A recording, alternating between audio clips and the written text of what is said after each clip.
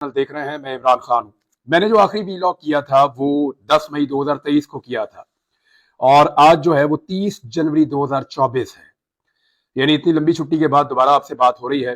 तब मैंने आपसे अर्ज किया था अपने आखिरी वीलॉग में कि जब आप इस वीलॉग को सुन रहे होंगे तो मैं पकड़ा जा चुका होऊंगा और मेरे लिए आप दुआ कीजिएगा। आप सबकी दुआओं का बहुत शुक्रिया। मुझे बहुत सारी बातें आपके साथ करनी है, बहुत सारी चीजें आपके साथ शेयर करनी है। कुछ चीजें शायद मैं कर पाऊं, कुछ चीजें मैं वक्त आने पे शेयर करूंगा और सही फोरम पे शेयर करूंगा।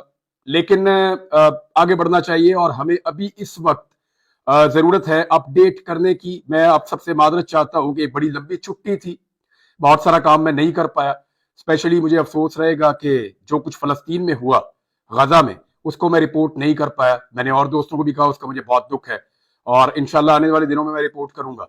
और उसके अलावा पाकिस्तान के अंदर बहुत सारी चीजें इस बीच में बदल गई, बहुत सारी चीजें तब्दील हो गई और बहुत सारी चीजें पहले से ज्यादा आगे बढ़ गई, बहुत सारी चीजें कुछ पीछे चली गई। लेकिन इन सारी चीजों का अहाता एक वीलॉग में नहीं किया जा सकता। आज की सबसे बड़ी और सबसे इंपॉर्टेंट खबर है इमरान खान साहब की सजा। इमरान खान और शाह महमूद कुरैशी, जिनमें एक साबिक वजीर आजम है और एक साबिक वजीर खारजा है, उन दोनों को 10-10 साल की सजा दे दी गई है। और एक्चुअली ये खबर पूरी दुनिया के अखबार में अब छप रही है। मेरे सामने बहुत सारे अखबार खुले हुए हैं। ये इंटरनेशनल मीडिया है, वॉशिंगटन पोस्ट हो, द गार्डियन हो या द टाइम मैगजीन हो, बाकी मैगजीन हो, आलमी जितने जरीदे हैं, अल जजीरा है, वहां पे इसको छपा है, बीबीसी, सीएनएन, सबने इसको रिपोर्ट किया है। दुनिया का कोई ऐसा काबिल जिक्र मीडिया नहीं है जिसने इस खबर को ना दिया हो। ये एक बहुत बड़ी खबर है, आलमी सतह पे इसको उठाया गया है। तो आप अंदाजा कर लीजिए कि आलमी सतह की खबर है। इमरान खान को सजा हो जाना ये कोई छोटी बात नहीं है। पाकिस्तान तहरीक इंसाफ के बानी चेयरमैन और पाकिस्तान तहरीक इंसाफ के सरबराह साबिक वजीर आजम इमरान खान साहब को साइफर के एक केस में सजा दी गई। ये साइफर क्या है, इसका केस कैसे बना, इस केस का ट्रायल कैसे चला, इमरान खान साहब को किन हालात में सजा दी गई, इसके बारे में मैंने बात की है कुछ उन सहाफियों से भी। एक तो मैंने सारी टाइमलाइन इकट्ठी की है, मैं इस पे पहले भी काम करता रहा हूं, और मैंने कुछ सहाफियों से बात की है जिनमें एहतशाम अब्बासी साहब और साकिब बशीर साहब का खास तौर पर मैं नाम लेना चाहूंगा। और इनसे जो मैंने इंफॉर्मेशन कलेक्ट की, क्योंकि ये उस हेयरिंग में मौजूद थे, ये वो तमाम चीजें सुन रहे थे, ये उन तमाम चीजों का जायजा ले रहे थे और उन तमाम चीजों को रिपोर्ट कर रहे थे। तो जो चीजें मैं आपको बताऊंगा उसमें इन दोनों का खुसूसी तौर पे मैं शुक्रिया अदा करता हूं। खास तौर पे मैंने कुछ वकला से भी बात की है, कुछ दीगर लोगों से बात की है, तो बहुत सारी चीजें बड़ी क्लैरिटी के साथ मैं आपके सामने रखता हूं। साइफर एक्चुअली एक ऐसे डॉक्यूमेंट को कहते हैं जो एक कन्वर्सेशन होती है दो मुल्कों के दरमियान, और उसको खास किस्म के कोड्स होते हैं जिनके जरिए से इसको लिखा जाता है, साइफर। और इसको डी कोड भी किया जा सकता है। डी कोड कर इसके लिए बाकायदा एक अमला मौजूद होता है वजारत खारजा के अंदर।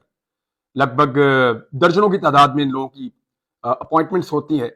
ये 16वें ग्रेड या उससे ऊपर के ऑफिसर होते हैं जो इसको डी कोड कर सकते हैं। दो मुल्कों के दरमियान जो बातचीत होती है उसको जब लिखा जाता है तो एक कोड लैंग्वेज है जिसके अंदर लिखा जाता है। वो जो डॉक्यूमेंट है उसको साइफर कहते हैं। इमरान खान साहब के बकौल उनके पास एक साइफर आया था और उनको इसके बारे में पता चला था शाह महमूद कुरैशी साहब के जरिए से, जिसमें अमेरिका ने मुबैना तौर पे इमरान खान साहब के बकौल ये मुतालबा किया था कि इमरान खान साहब की हुकूमत को गिरा दिया जाए। नंबर एक ये बात की गई थी। नंबर दो ये बात की गई थी कि जो ताल्लुकात रूस के साथ इमरान खान साहब के बन रहे हैं उस पर एक एतराज था। और नंबर तीन ये था कि अगर इमरान खान की हुकूमत नहीं गिरती एक तहरीक अदम एतमाद के नतीजे में, तो फिर पाकिस्तान को उसके नताइज भुगतना पड़ेंगे। ये जो चीज है ये इमरान खान साहब ने सामने रखी थी पाकिस्तान के अवाम के। पहली मरतबा साइफर को सामने लाया गया था 27 मार्च 2022 को। इमरान खान की हुकूमत के खिलाफ जो तहरीक अदम एतमाद पेश की गई थी वो मार्च के दूसरे हफ्ते में पेश की गई थी। यानी 8 मार्च को वो तहरीक अदम एतमाद जो है उसको जमा करवाया गया था और उसके बाद 10 अप्रैल को इमरान खान साहब को घर भेज दिया गया था। उनकी हुकूमत खत्म हो गई थी। इमरान खान साहब ने यह कहा था कि यह साइफर एक रीजन बना है और मुझे एक साजिश के तहत निकाला गया है। अच्छा, इस साइफर में हुआ क्या क्या? एक तो इमरान खान साहब ने पब्लिकली इसके बारे में बताया पहले। दूसरा, इमरान खान साहब ने इसके ऊपर एक नेशनल सिक्योरिटी कमेटी की मीटिंग भी बुलाई और उस नेशनल सिक्योरिटी कमेटी की जो मीटिंग है उसमें लाजमन पाकिस्तान के अहम इदारों के सरबराहान और पाकिस्तान की जो पॉलिटिकल एलीट है या कैबिनेट के लोग हैं, प्राइम मिनिस्टर समेत, वो सब बैठते हैं। तो उस पर अमेरिका को डिमार्श किया गया था, यानी अमेरिका से एहतजाज किया गया था कि हमारे अंदरूनी मामले में ये एक ब्लेटेंट इंटरफेरेंस है, एक मुदाखलत है पाकिस्तान के अंदरूनी मामले में। तो उस पर फिर एक डिमार्च किया गया था, यानी पाकिस्तान ने उसके ऊपर एक एहतजाज किया था। पाकिस्तान में भी और वाशिंगटन में भी, दोनों तरफ ये एहतजाज हुआ था। उसके बाद एक हुकूमत और आई, इमरान खान साहब की हुकूमत खत्म हो गई, शहबाज शरीफ साहब की हुकूमत आ गई, और उन्होंने ये जरूर कहा कि ये साजिश नहीं है। यानी दोबारा जब नेशनल सिक्योरिटी कमेटी बैठी तो उन्होंने कहा ये साजिश नहीं है, लेकिन उन्होंने भी इसको अंदरूनी मामले में मुदाखलत करार दिया था। अब कहानी ये बनती है कि इमरान खान साहब के बकौल अमेरिका पाकिस्तान के अंदरूनी मामले में मुदाखलत कर रहा है, और इस बात को पीडीएम की जो हुकूमत बनी थी उसने भी आकर सेकंड कर दिया था कि ये मुदाखलत तो है। अब इमरान खान साहब कह रहे थे कि ये मुदाखलत एक साजिश है, लेकिन जो पीडीएम की हुकूमत थी वो कहती है साजिश नहीं है। फिर साइफर के बारे में अजीब अजीब कहानियां चलना शुरू हुई। कुछ लोगों ने ये कहा, सियासी लोगों ने, कि तो खाली सफा था, इमरान खान ने लहरा दिया। कुछ लोगों ने कहा था साइफर का वजूद ही नहीं है। कुछ लोगों ने कहा कि ये झूठ बोल रहे हैं, ऐसा कोई खत आया ही नहीं, ऐसा कोई साइफर आया ही नहीं। यानी हर आदमी ने अपनी अपनी जबान बोली, लेकिन अब उसी एक चीज के ऊपर जिसको सारे डिनाई कर रहे थे, इमरान खान साहब को और शाह महमूद कुरैशी को 10 साल की सजा सुनाई गई है। अब आप जरा ये देख लें कि इमरान खान साहब ने इसके बाद एक मौक़िफ़ दिया है। मैं इमरान खान साहब का मौक़िफ़ आपको बताता हूं, और ये भी मैं आपको जो जर्नलिस्ट वहां पे मौजूद थे उन्होंने जो इन्फॉर्मेशन मुझे दी वो मैं आपको बता देता हूं कि ये 342 का एक बयान है जो रिकॉर्ड करवाया आखिर में इमरान खान साहब ने सजा वाले दिन, यानी आज के दिन, मंगल के रोज। तो इमरान खान साहब ने कहा, बताना चाहता हूं कि असल साजिश कैसे हुई, और उन्होंने कहा कि वज़ीर आज़म ऑफिस की सिक्योरिटी की जिम्मेदारी मिलिट्री सेक्रेटरी की होती है। साइफर मेरे ऑफिस में था, प्रिंसिपल सेक्रेटरी और मिलिट्री सेक्रेटरी के पास किसी भी दस्तावेज की सिक्योरिटी की जिम्मेदारी होती है।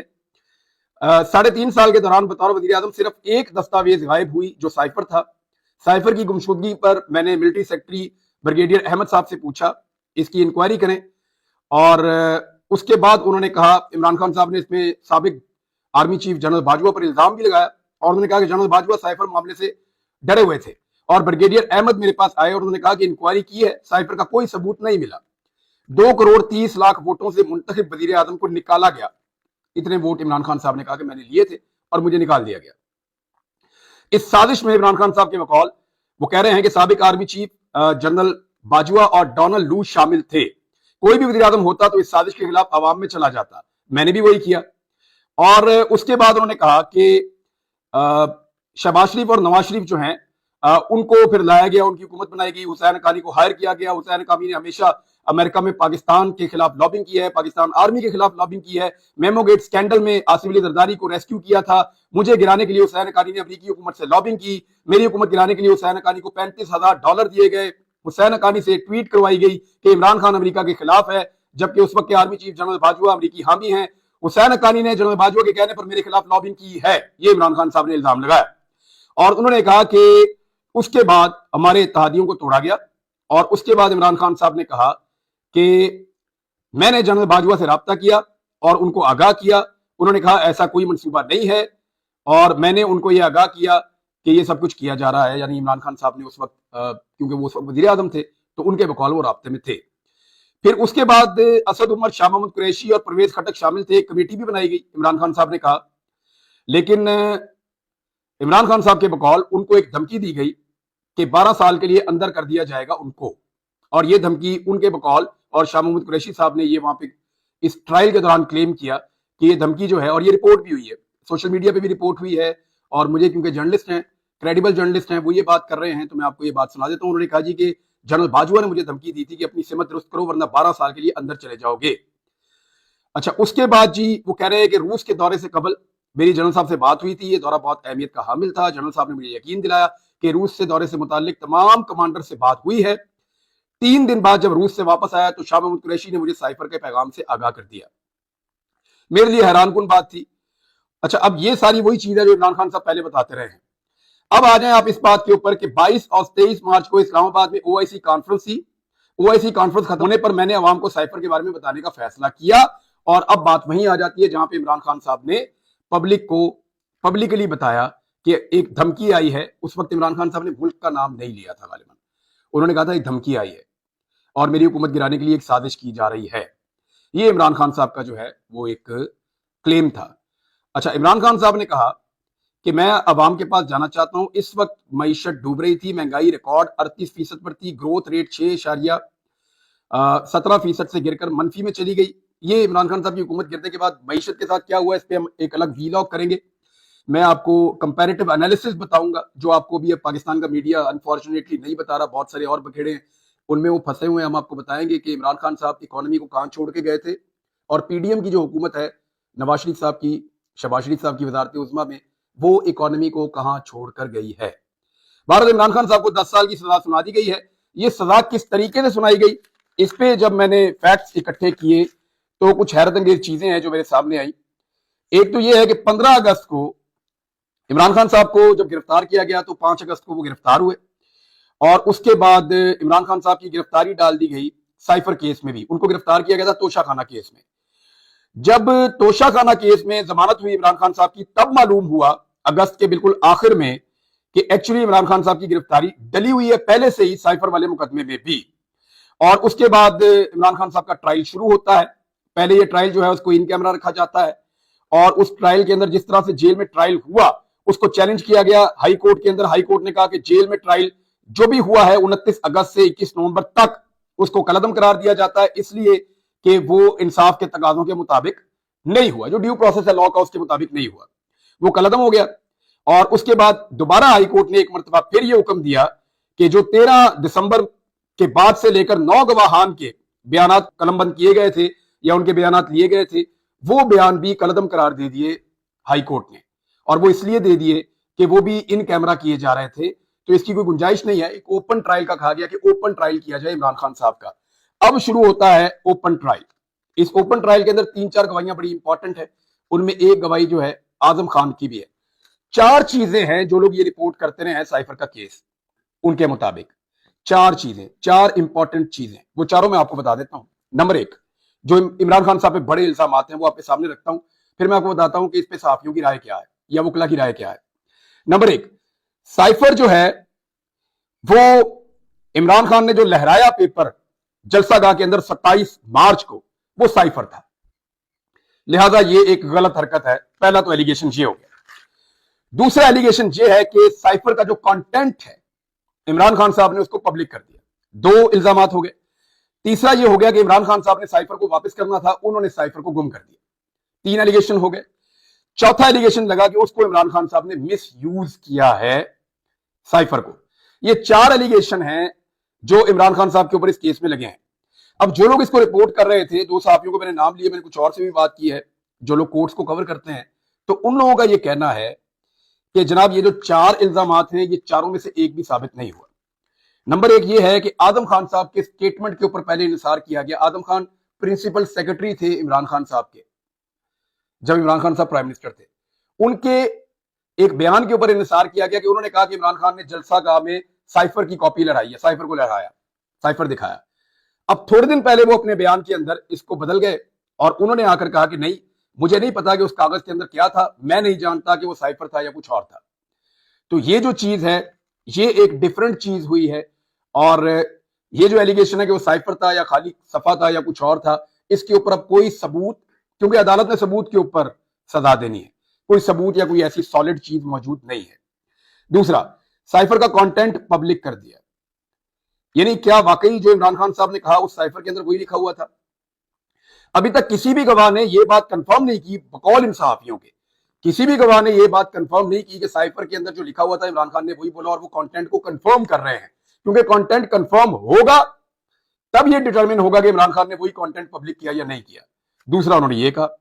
تیسرا وہ کہتے ہیں سائفر کو واپس کرنا تھا, تو عمران خان صاحب نے اس کا ایک جواب دیا, وہ میں نے آپ کو بھی بتا دیا. انہوں نے کہا کہ میری ذمہ داری نہیں تھی, میرے آفس کے اندر جو سٹاف موجود تھا, چاہے وہ پرنسپل سیکرٹری ہیں چاہے وہ ایم ایس ہیں, یہ ان کی رسپانسبلٹی تھی, اور انہوں نے دیکھنا تھا ڈاکومنٹس کے حوالے سے. اور یہ ایک ہی ڈاکومنٹ ہے جو 3.5 سال کے اندر مس پلیس ہوا, اس کے علاوہ اور کچھ نہیں ہوا.